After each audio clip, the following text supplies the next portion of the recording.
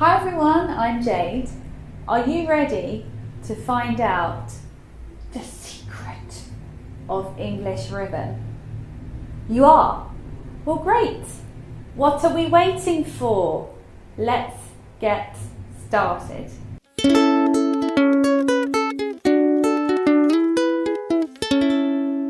Three, two, one.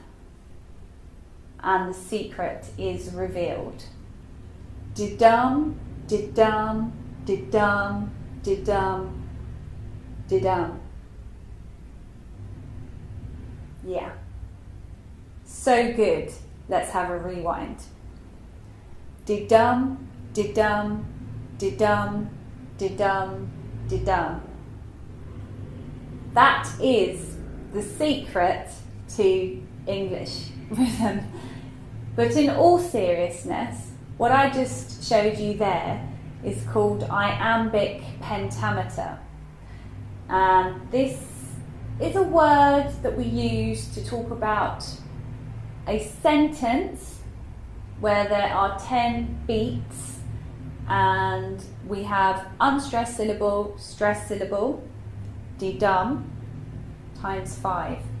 So this is iambic pentameter. Did-dum, did-dum, did-dum, did-dum, did-dum. And it's really important in the English language. Okay, we don't speak like that all the time. For sure, I am not speaking to you in iambic pentameter now, but the English language, at its most refined, elegant, and sophisticated, you could argue is in this rhythm. And why do I say that?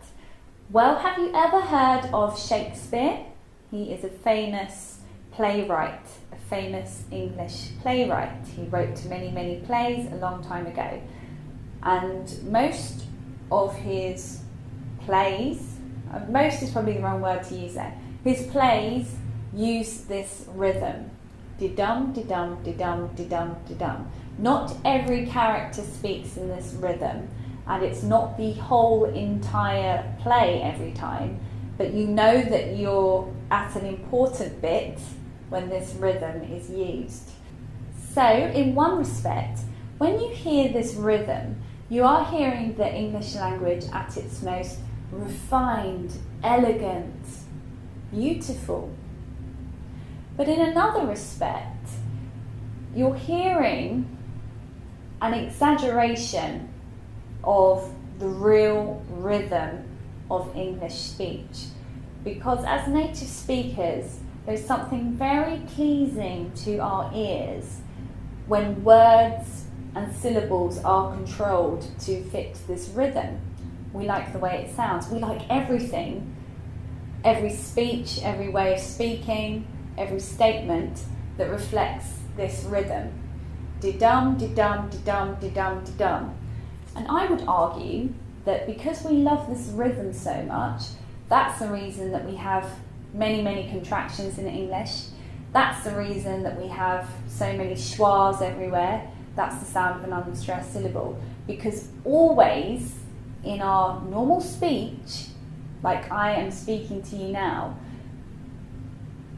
we make it so that the music and the flow is close to this rhythm.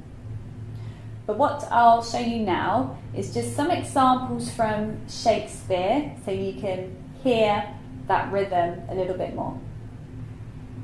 When I do count the clock that tells the time. That line is from one of Shakespeare's sonnets, and in there you can really, really clearly hear this iambic pentameter. Unstressed, stress, unstressed, stress, unstressed, stress, unstressed, stress, unstressed, stress. When I do count the clock that tells the time. And what's interesting about that is you get this feeling that time is moving forward with every syllable also. What other examples can I give you? How about this one? This one is very, very famous. maybe you know this one. To be or not to be, that is the question. To be or not to be, that is the question. Okay, so you've heard that line before, but did you think something sounded a little bit weird about that one? Because there is something a little bit weird about it. It's not actually iambic pentameter because it is not 10 syllables. It was 11. And the very last sound, shun, was an extra sound. And that question, in feeling, leaves us a bit uncomfortable. Doesn't solve, we don't know. We don't know. To be alive, or to be dead, we don't know. So not only the words, but the rhythm of that line show us that. So one more time. To be or not to be, that is the question. And I want to tell you one last thing that Shakespeare wrote that I think tells us about iambic pentameter.